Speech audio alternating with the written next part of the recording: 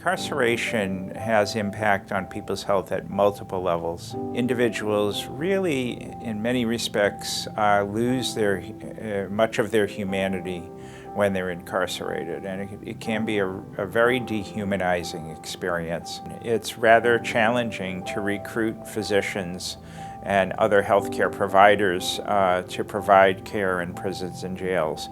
Those individuals who actually do work in those systems often are incredibly dedicated individuals who really are trying to do a very good job of providing the best care possible and have a unique set of competencies that really are quite unique.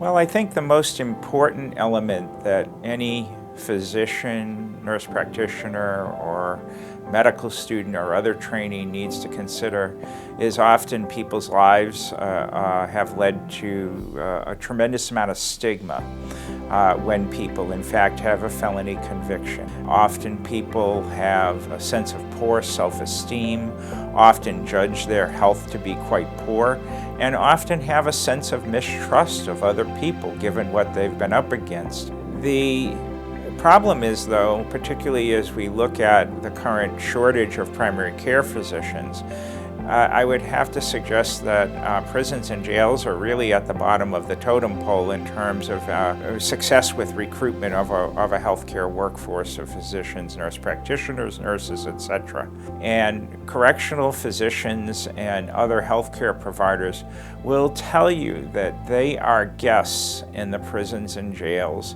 Their role to provide a programming of healthcare is secondary to that security mission, and so you have to be respectful. There's a chain of command.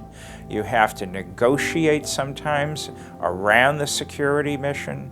So you have to have excellent communication skills, not only to be taking care of patients who perhaps might be manipulative and who might be wanting to try and get some secondary gain out of a relationship with you because their lives are so controlled and restricted.